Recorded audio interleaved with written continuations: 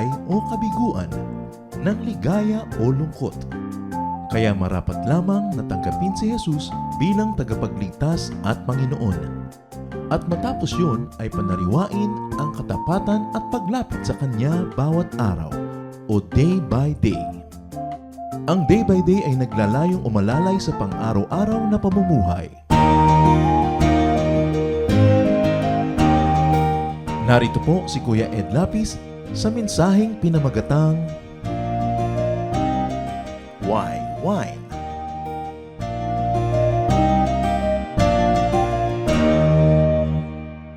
The first miracle, the very first miracle of the Lord Jesus Christ was about making wine. He turned water into wine. Of all things, this was what the first miracle was about. Why wine? Bakit kaya ang unang himala ng Panginoon ay ang paggawa ng alak mula sa karaniwang tubig lamang? Salamat, Ama, dahil kayo po ay aming kasama lagi. At ngayon, pinupurihin namin kayo, Panginoon, dahil pinupuno niyo ang aming puso ng papuri, ng mga pasalamat sa inyong kabutihan sa aming buhay. We ask you, Lord, to continue to cleanse us, make us worthy to see your glory, reveal to us your wisdom. Take us by the hand so we can change from glory to glory and to the likeness of your Son, Jesus. We ask you, Father, to be our speaker. Give us a simple message that will cut through our heart, reveal to us a part of you, and enable us to be more and more like you. Nawa, Panginoon, ang inyo pong katotohanan ay magpalaya sa amin at magturo sa amin kung paano rin makikitungo sa aming kapwa. Father, speak to us. Use your servant as your instrument, but we want to hear your voice. May you speak powerfully so that we will always be changed whenever we hear from you. We commit this time to you, Father, asking you to bless your people and lift up only your name. And in the name of Jesus, your Son, we praise you and thank you. Amen. Why wine? Bakit nga kaya sa dinami-rami ng pwedeng himalang gawin ng Panginoon, ang nauna pa na nirecord sa Bible ay ang paggawa ng alak? We shall be reading John chapter 2 verses 1 to 12 from the Contemporary English Version. And we'll begin with verses 1 and 2. 3 days later, Mary, the mother of Jesus, was at a wedding feast in the village of Cana in Galilee. Jesus and his disciples had also been invited and were there. Sa pagbukas ng istorya, we see Mary busy with other women folk of her family, attending to the details of a wedding, which was one of the biggest events in any ancient village. At nandun din ang Panginoon, imbitado kasama ng kanyang mga alagad. Immediately, what do we see here? That Jesus socializes. Of course, the Bible says that Jesus grew in wisdom and stature, in favor with God and with men. That Jesus developed physically, mentally, socially, and spiritually. While many people paint a very grim picture of Jesus as not smiling, not telling jokes, not socializing, this first miracle gives us a very important glimpse into his social life.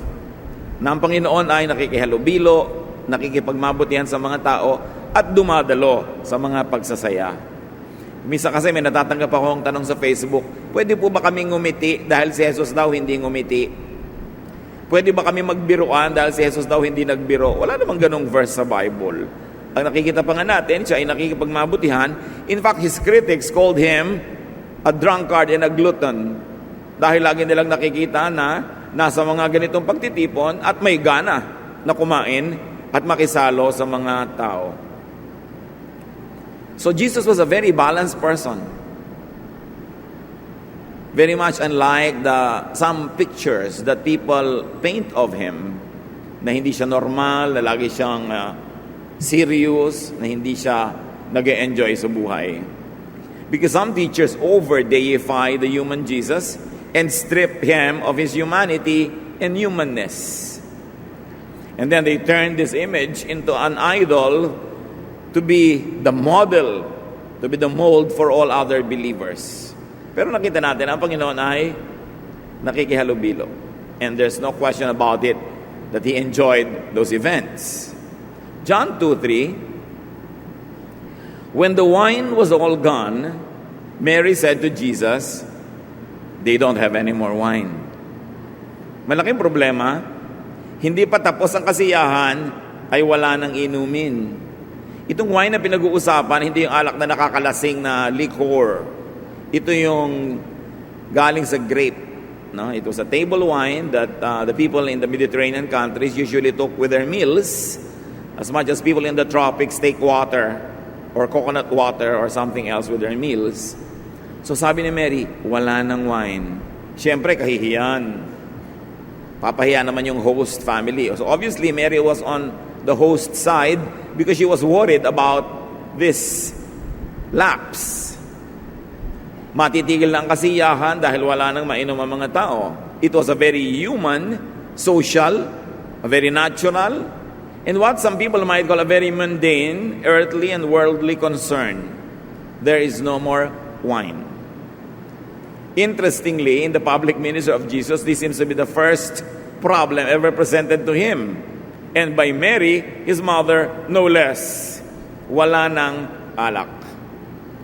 John 2:4, Jesus replied, Mother, my time hasn't yet come.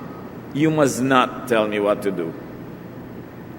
So Jesus shows his concern for timing, for the timing of his ministry, for the revelation of himself, a concern for decorum and propriety, and for method.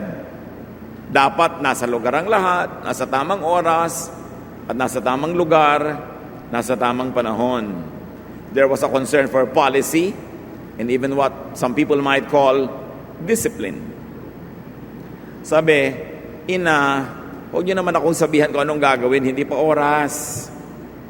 John 2:5, very interestingly, Mary then said to the servants, do whatever Jesus tells you to do. So there was insistence on her part that something happens, that Jesus does something, almost like a stubborn insistence. Because Mary knew Jesus. Kilala niya. Alam niya kung anong pwedeng gawin at kabisado niya kung ano ang laman ng puso. Here, Mary displays faith, which really means trust and action together. Sabi niya sa mga katulong, ano man ang ipagawa sa inyo, gawin niyo. Dahil nararamdaman ni Mary na ang ipapagawa ni Jesus sa mga katulong ang magiging kalutasan sa suliranin na wala ng alak. John 2:6. At the feast, there were 6 stone jars or water jars that were used by the people for washing themselves in the way that their religion said they must. Each jar held about 20 or 30 gallons. So in those events, especially in religious events, or events that have the religious flavor, people wash parts of their bodies. Their hands, their feet, sometimes their face. So may mga jars doon na lalagyan ng tubig. At sa dami ng mga naghugas, sa dami ng mga gumamit, at tapos na yung paggamit noon, wala nang laman. The 6 stone jars that could contain a lot of water were already empty. And there were always empty jars to fill. If you like to spiritualize so immediately, there are always empty jars to fill. So sa atin naman, be an empty jar. Be empty for Jesus so that Jesus could fill you. So that Jesus could fill us with what He is made of.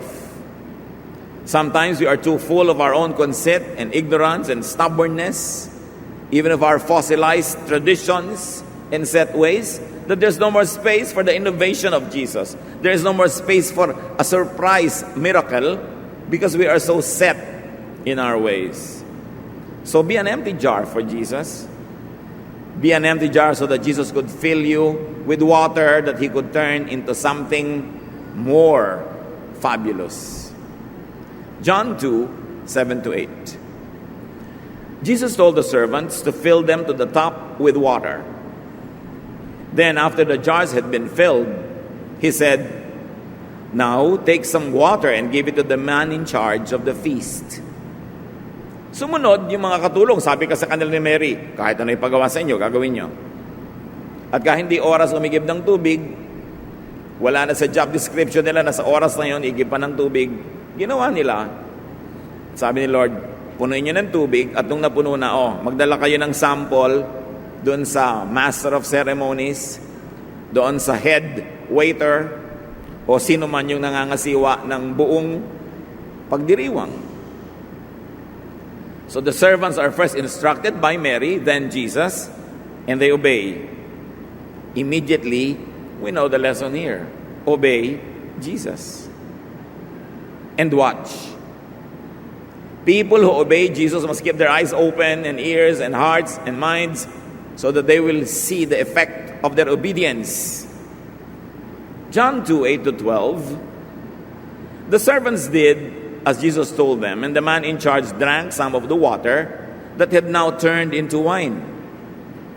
He did not know where the wine had come from, but the servants did. He called the bridegroom over and said, "The best wine is always served first. Then after the guests have had plenty, the other wine is served. But you have kept the best until last." Wala namang kamalay-malay itong head ng seremonya na tubig lang pala yung ininom niya dahil naging alak na. At humanga pa siya. Sabi niya, kadalasan yung mga naghahanda, yung pinakamasarap na alak ang unang ipinaiinom dahil siyempre, uhaw, gutom ang mga guest, masyadong sensitive sa lasa at sa quality. Pero pagka sila'y nakainom na ng marami-rami, nabusog na, hindi na nila mapapansin masyado kung ano yung quality ng susunod na pag-iinom sa kanila. Ang inilalabas na nila yung mga second class na wine. Pero sabi, kakaiba kayo ha. Yung best was saved for last. Ibang klase ito. Verse 11. This was Jesus' first miracle, and he did it in the village of Cana in Galilee. There, Jesus showed his glory, and his disciples put their faith in him. After this, he went with his mother, his brothers, and his disciples to the town of Capernaum, where they stayed for a few days. The first miracle of Jesus was turning water into wine. So the question is, why, of all things, wine? Why not call somebody from the dead back to life? Why not make a crippled man walk? Why not give sight to the blind? Why turn water into wine? And we shall go back to that question. Meanwhile, the servants who obeyed were the first to see the first miracle of Jesus. Those who obey, see. You obey first, then you see. You believe first, then you see. Alam niyo naman yung system ng world. To see is to believe. Show me first. Prove to me first. But in the way we deal with the Lord, you obey first, then you will see. If you are waiting to be shown all the proofs before you would obey, probably there will be no more opportunity to obey because you obey first. That's the way it is done with the Lord. The disciples who accepted the invitation, "Come and see," which was recorded earlier in the other chapters, they saw the first miracle of Jesus. Kasi, merong mga sabi, "Lord, saan po ba kayo nakatira?" Sabi, "Lord, come and see." Hindi lang come and see where I live, but come and see how I live. Come and see how I handle life. Come and see what I will do. They did, and now they see for the first time. So follow Jesus to see. Is there any area in our lives where we want to see how Jesus works? First, we follow Him. Kung gusto nating makita, mapatunayan kung sino siya sa ating buhay, sundin na muna natin. Kung minsan merong larangan ng buhay natin na hirap tayo, sundin natin ang katuruan ni Jesus tungkol doon. Meron tayong mga relasyon na ayaw mag-click. We have relationships that don't work. We have styles that don't work. Follow Jesus, obey Jesus, and see. Kailangan meron muna tayong investment of obedience and faith. Now, that miracle was not planned. It happened because there was a need. There was an opportunity to do good, to save a situation from becoming bad. There was an opportunity to extend the enjoyment of the people. There was an opportunity to make them happy. The miracle happened because Mary presented the need to Jesus. At face value, that's what you easily see. Mary had faith in spite of being asked not to ask Jesus at the time. She still said to the servants, obey him, follow him. And because Mary insisted. That's the truth about the story. She insisted.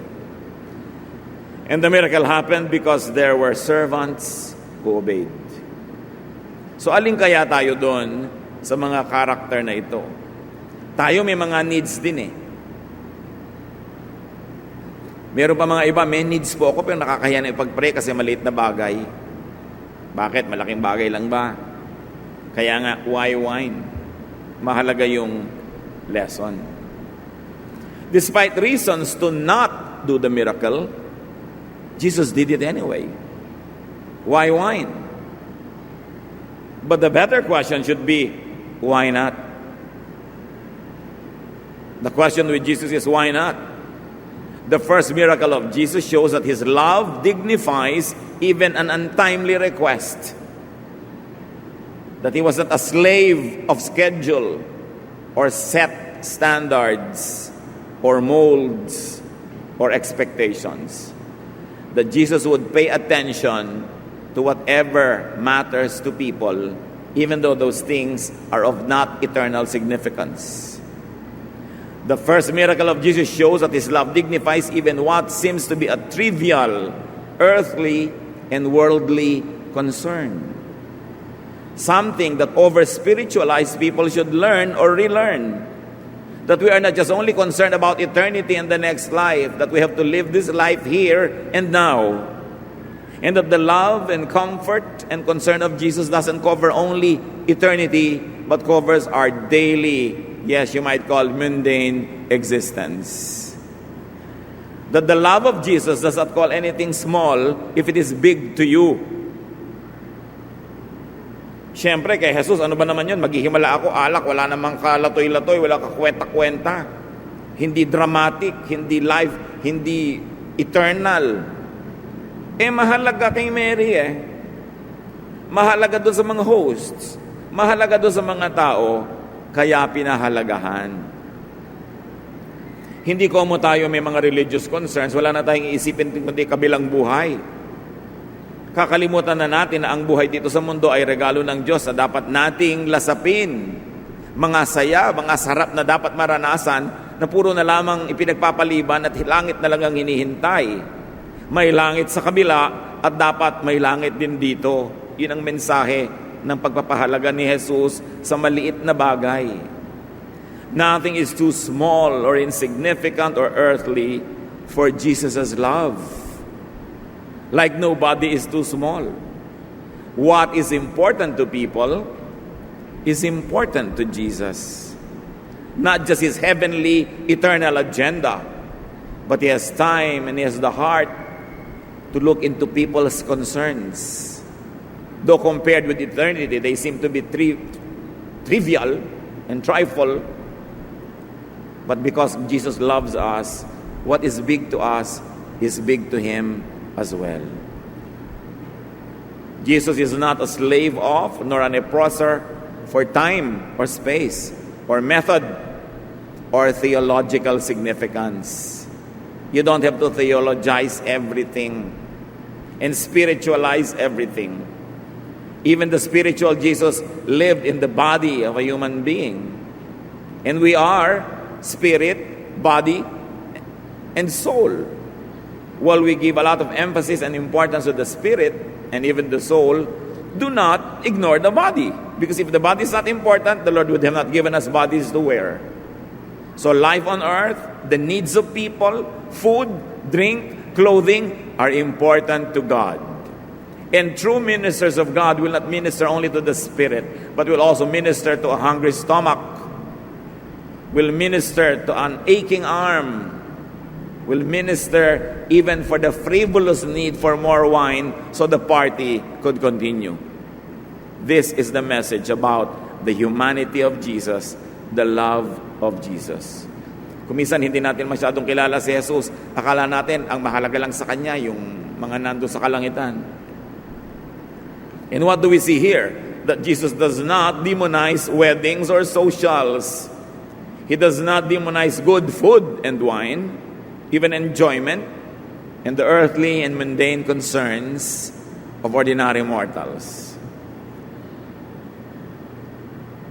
Napakahalaga na matutunan natin yung simpleng mensahe. This being the first miracle of Jesus must have a statement, must carry a strong weight. Lumapit tayo sa Diyos at sa kapwa. Igiit ang pangangailangan. What we learned from Mary here was to insist. And what we learned from Jesus is that He is not offended that she insisted. In fact, Jesus told us 2 stories that the lesson that He wanted to teach was for us to be insistent. There was a story about the neighbor borrowing bread. Sabi niya, kahit ayaw bumangon nung kinakatok, pag hindi ka tumigil ng kakakatok, babangon din yon para ibigay yung kailangan mong tinapay.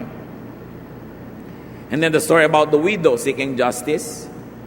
And Jesus says, even if the judge is not interested in justice, just because this widow is insistent, she'll have it. Pray insistently. God won't get offended. Believe in your prayer, believe in what you want, and believe in the magnanimity, believe in the charity, in the love of God. Don't apologize for what you want or need. God knows our hearts. How much do we know God, and how much myth is what we know of God? Si Jesus ay pwedeng pakiusapan. Kahit para sa mga bagay na hindi naman mukhang sobrang mahalaga sa tingin ng iba. At ang nakita natin, si Jesus ay madaling kausap. We see the importance of the ministry of intercession.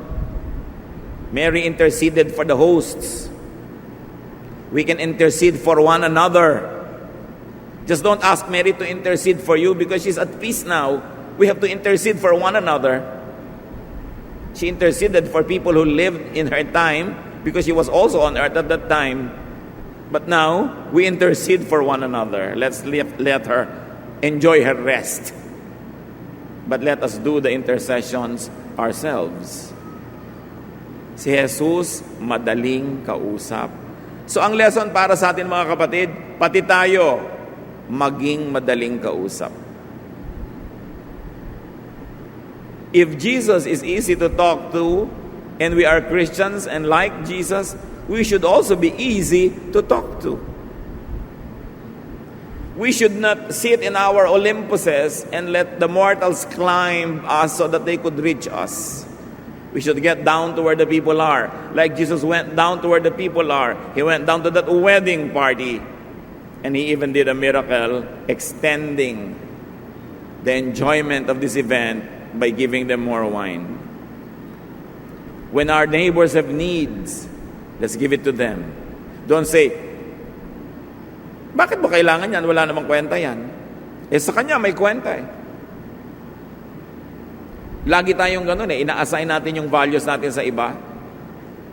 Yung asawa mo natatakot sa daga. Ba't ka ba natatakot sa daga? Mas malaki ka naman sa daga. Daga lang yan. Takot siya Ba't hindi mo pahalagahan yung takot niya? Mamaliitin mo dahil ikaw hindi takot. Kasi nahihiya ako. Ba't ka nahihiya? Wala namang nakakaya, pumunta ka doon. Meron siyang kung anumang dahilan kung bakit siya mahihiyain. Mga kapatid, kung mahal niyo ang isang tao, huwag niyong maliitin yung malaki sa kanya. Kahit sa tingin niyo maliit. Sa tingin niyo ba malaki kay Jesus yung kailangan ng wine? Pero pinagbigyan kasi maibigin. Proverbs 3:28, don't tell your neighbor to come back tomorrow if you can help today.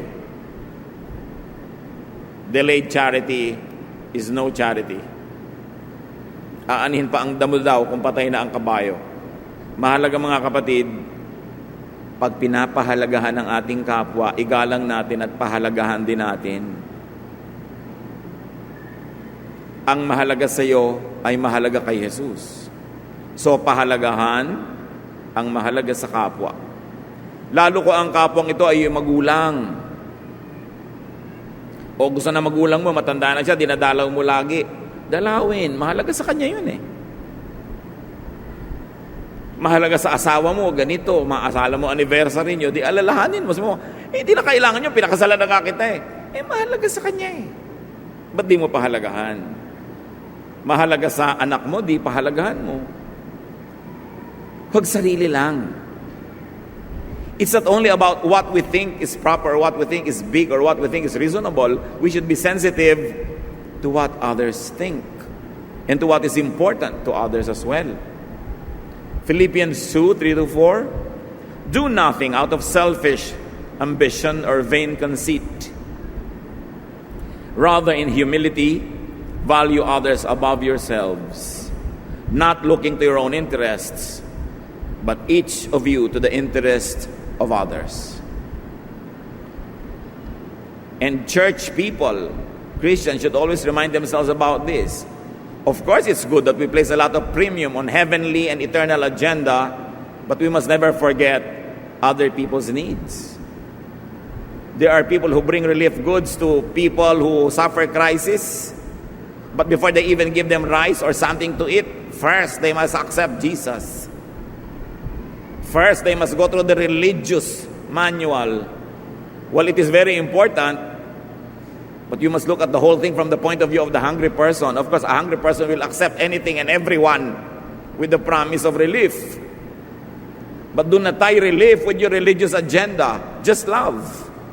And when the people feel God's love through your deeds, they will be open to your message.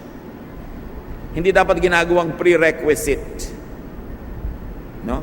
Yung mga ganyan. Pagka nag-born again ka, bibigyan kita ng pa-enroll, yung mga ganyan, mga kumisa ng mga pang-blackmail ng mga titang born again. Diba? Kung mahal natin ng mga tao, let's just be like Jesus. Give them what they want, as long as we can give it. Do a Mary. Intercede for others. But again, let her live in peace. Leave her in peace, and let's do the intercession for ourselves. Napakahalaga mga kapatid ang mensaheng ito. Parang maliit na bagay kung tutuusin. Kung kayo ang pipili ng first miracle nyo, kung kayo si Jesus, yun kaya? Siguro hindi. But there's a lesson there. Ganun ang pagmamahal ni Jesus. Maliit at malaki, mahalaga sa Kanya. Kaya mga kapatid, kung anong concern ninyo, anong problema ninyo, anong bigat na dala nyo, ramdam nyo ni Jesus. Siya ay Lord and Savior na talagang nakakaramdam sa atin. Huwag niyong mamaliitin kahit ang nararamdaman niyo. Huwag niyong kayong mahiya sa Diyos na lumapit. Kung mahalaga sa inyo, mahalaga yun sa Kanya. Ang lesson lang natin dapat, kung ano rin ang mahalaga sa kapwa natin, kung anong inaasahan nila, kung anong pangako natin, tuparin natin. Kasi dapat din nating pahalagahan yung mahalaga sa kanila. Panginoon naming Diyos, turuan niyo kami na i-apply sa buhay namin ito. We ask you, Father, to give us the wisdom to apply this very simple lesson in our lives. That we should not be deceived into thinking it is insignificant just because it is simple. Teach us to see what is profound, what is eternal in this miracle. Help us to see and have a glimpse into the heart of Jesus so we can follow in His footsteps and be like Him. Teach us to give importance to what is important to our fellow men. Pagbulay-bulayan natin ng mga kapatid ng mga simpleng katuruan na yan at hanapan ng karunungan na i-apply sa buhay. In silence, let us meditate on this simple lesson and ask the Lord to give us profound applications that will benefit us and our fellow men all our lives. Dear Father, as we sit in silence before you, we ask you to finish this message for us today. Give us applications. Enlighten us how we could put this to practice.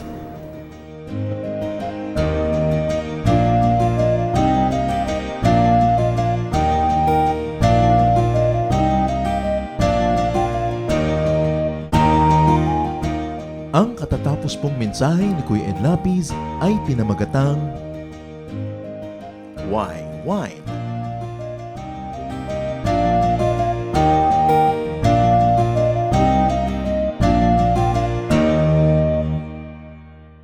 Sa inyo po, Panginoon, lapat itong aking loob na sumilong at pasakop, makisuno at sumukob.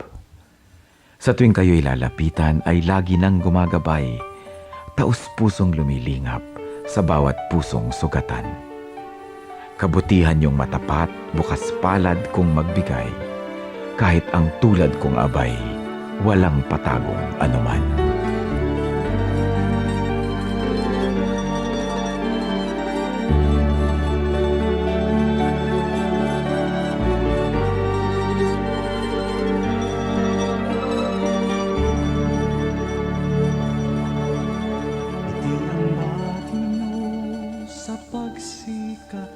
Ng araw, maging sa karilagan ng takip silim,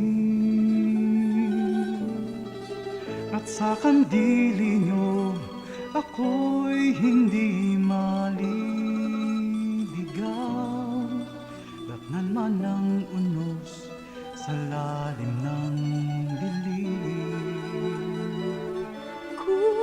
Sisikapin kong bilangin ang mga bituin, isa-isahin kong man bato sa buhangin. Walang makahihigit sa lawak ng iyong pagtingin, sa kalinga niyo pagmamahal sa akin. Alleluia, alleluia, alleluia,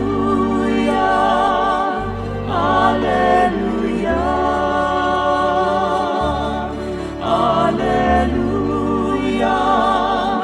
alleluia,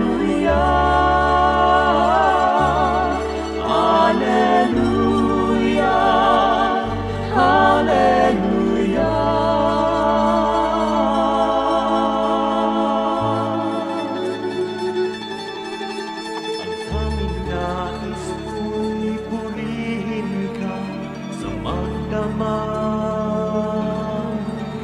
Makasama ka maging sa aking hatid.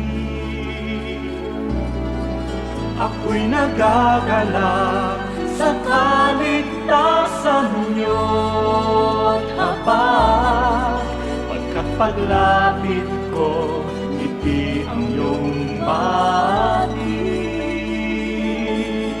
Alleluia, alleluia, alleluia, alleluia, alleluia, alleluia.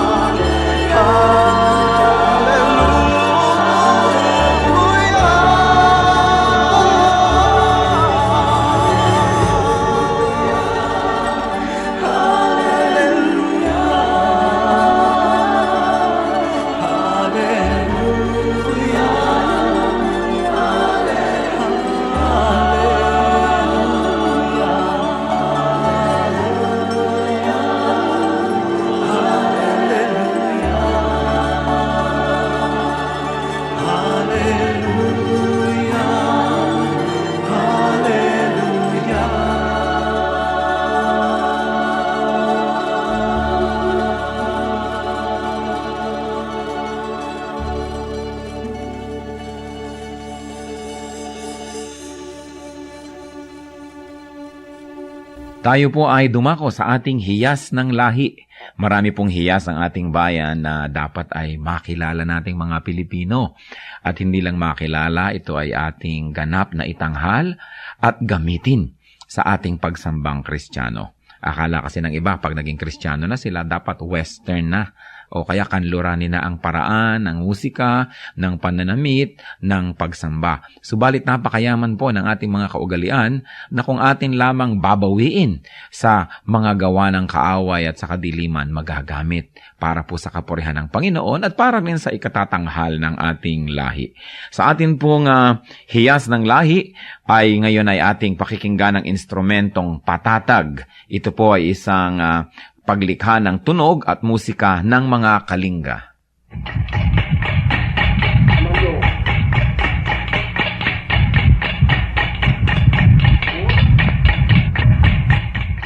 Ang patatag ay isang instrumentong panugtog ng mga kalinga sa Cordillera at ito ay yari sa isang bias ng buho na biniyak pahaba para maging 2 piraso. Ang isa o 2 kaputol ng buho ay ipinapatong ng manunugtog sa kanyang 2 hita kung siya'y nakaupo at ito'y salisihan niyang hinahataw ng patpat sa isang maindayog na ritmo habang ang kanyang kamay na walang hawak na patpat ay dadampi-dampi naman dito sa mga buhong ito.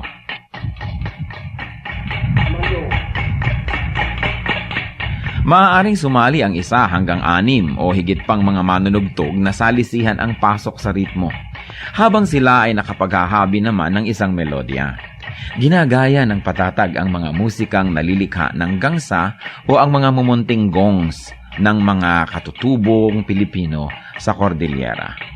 Ang paglikha ng musika sa ating bayan, lalong-lalo sa mga kalinga, ay bunga ng pakiramdaman at pagbibigayan ng isang grupo ng manunugtog.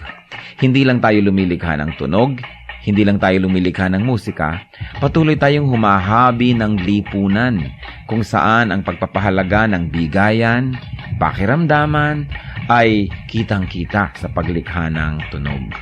Sa paggamit ng patatag, ang mga kalinga ay isa-isang nag-aambag para makabuo ng isang melodya. Hindi lang isang tao ang gumagawa ng melodya at ang iba ay para lamang na tagatulong o background, kundi ang lahat ay kasama. Ang patatag ay maaari nating gamitin sa paglikha ng musika para sambahin ng Diyos.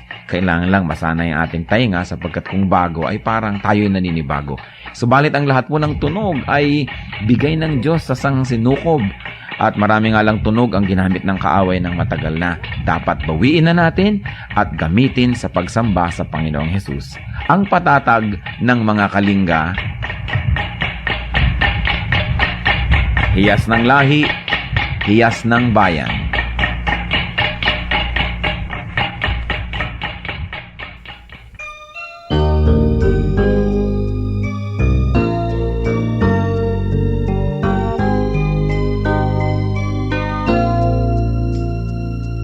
Kung ang puso mo ay nasasaktan dahil buhay ko ay may kabiguan, suliranin may nagbunga ng kasawian.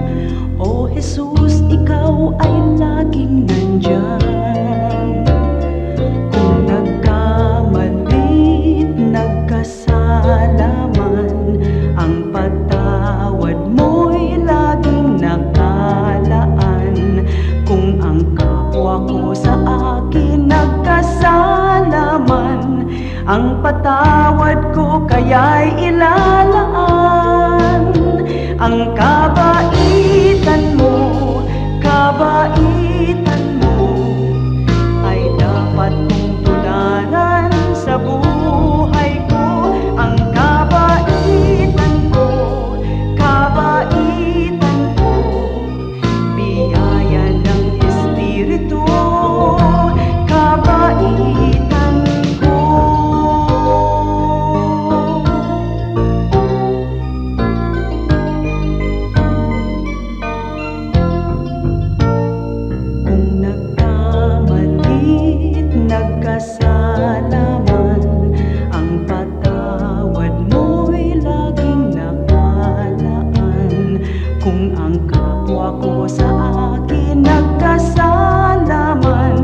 ang patawad ko kaya'y ilalaan. Ang kabaitan mo ay dapat mong tularan sa buhay ko. Ang kabaitan ko, biyaya ng Espiritu, kabaitan ko.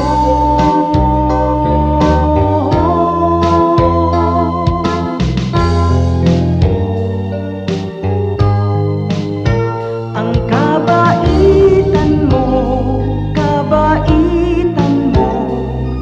ay dapat kong tularan sa buhay ko. Ang kabaitan ko,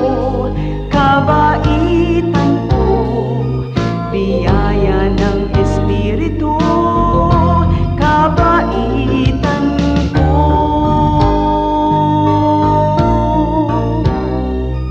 Biyaya ng Espiritu, kabaitan ko.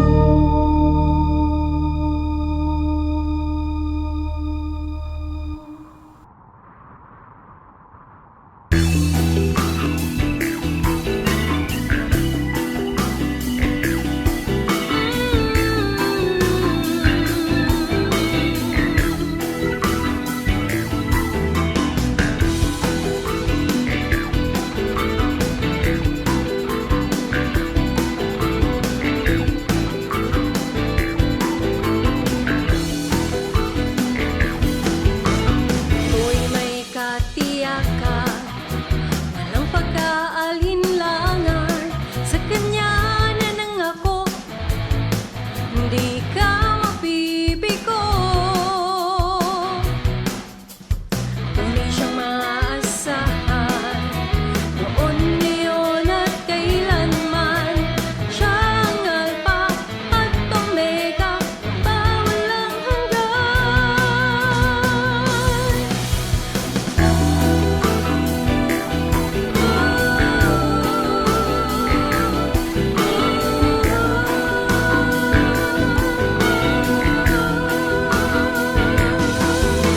Ako'y may katiyakan, walang pagkaalinlangan, sa Kanya na nangako, di ka mabibigo. Tunay siyang maaasahan, noon, ngayon at kailanman. Siya ang Alpha at Omega, walang hanggan. Ang Diyos na di buhay, ang Diyos na di buhay, ang Diyos natin ay buhay, magpakailan pa man. Ang Diyos na di buhay, ang Diyos na di buhay, ang Diyos natin ay buhay, magpakailan pa man.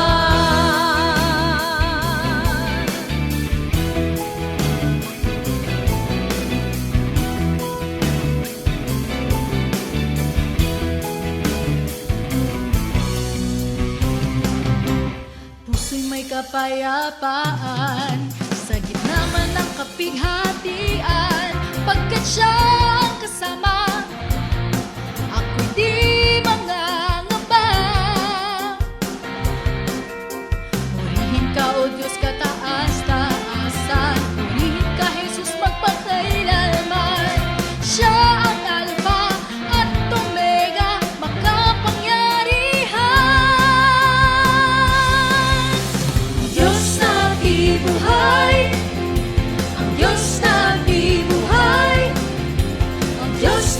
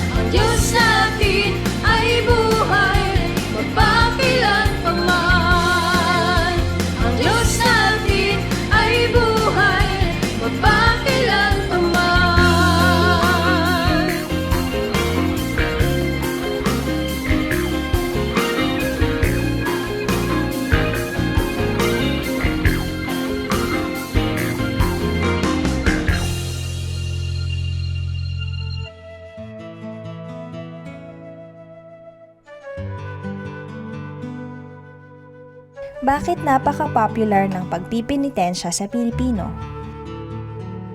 Ang Pilipino kasi mahilig tayong makiisa kahit sa nagdurusa. At karamihan sa mga nagpepenitensya, hindi naman talaga humihingi ng tawad sa kasalanan nila yan eh. Yan ang misunderstanding ng maraming Bible scholars. Yung mga nagpepenitensya, nakikiisa sa hirap ni Kristo. Kumbaga dinadamayan nila si Kristo. For better or for worse, yun ang kanilang niloloob. At marami dyan panata. Halimbawa, meron silang kailangan na gumaling na kamag-anak, meron silang mga inilalapit. Hindi lang sila basta humihingi sa Diyos, namamanata sila na sabi ng pepenitensya ako ng 7 taon, 5 taon. For better or for worse, biblical man o hindi, ang nasa kalooban ng tao, ayun, gustong makisama at makihati sa paghihirap ni Jesus.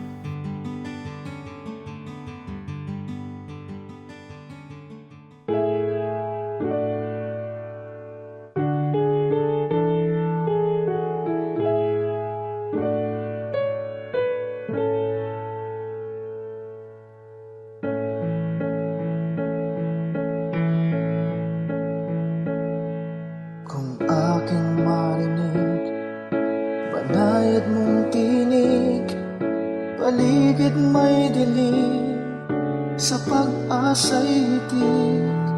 At kung sa panahon manang kasiyahan, walang pagkalimot, dalay pasalamat.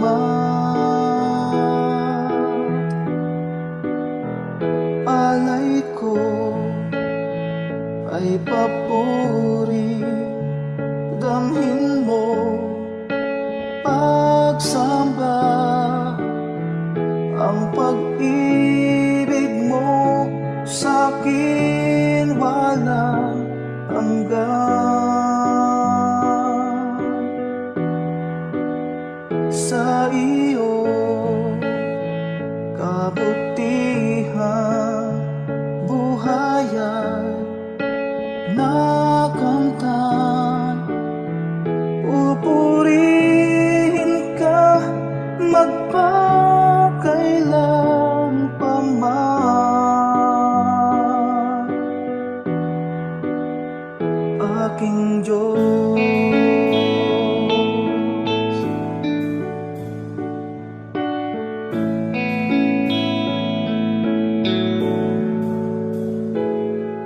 At kung magkainsan, di ka maramdaman, sa puso ko'y tiyak, ika'y naririyan.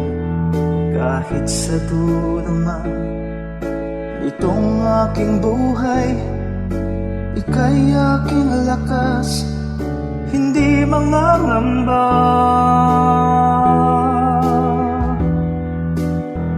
Alay ko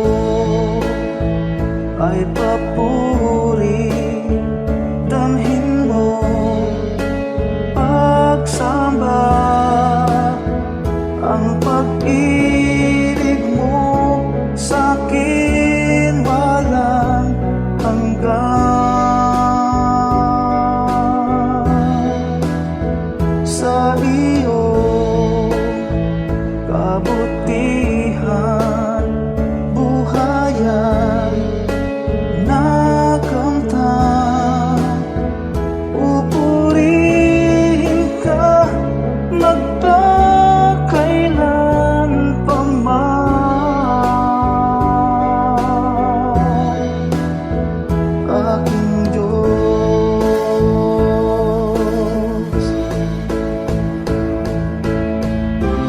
Bawat yugto sa aking buhay,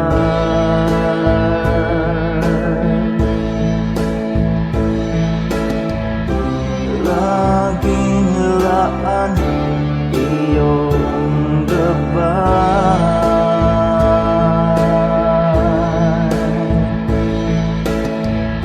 Sa piling mo may tagumpay.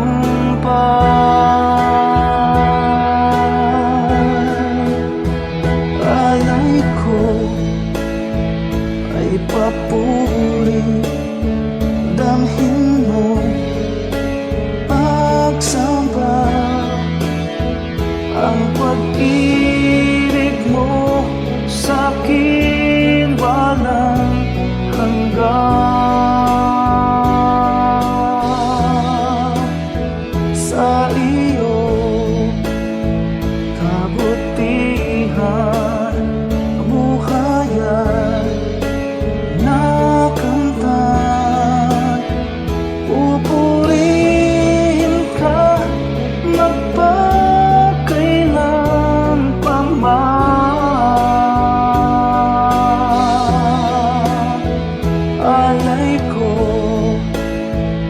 ay papuri. Damhin mo pagsamba ang pag-ibig mo sa'kin walang hanggan. Sa iyong kabutihan buhay ay nakamtan. Pupurihin ka magpakailan pa man,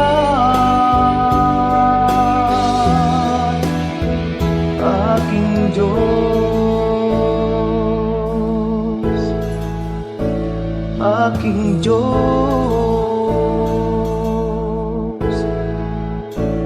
aking Diyos.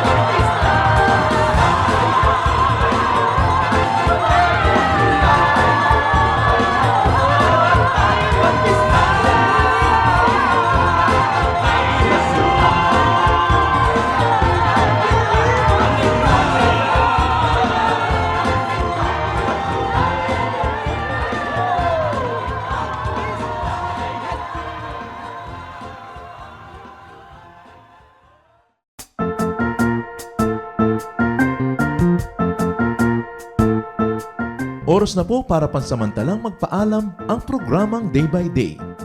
Tayo po'y magsama-sama tuwing ika-6 hanggang ika-7 ng umaga, araw-araw. Magandang umaga po at mabuhay ang Panginoong Hesus!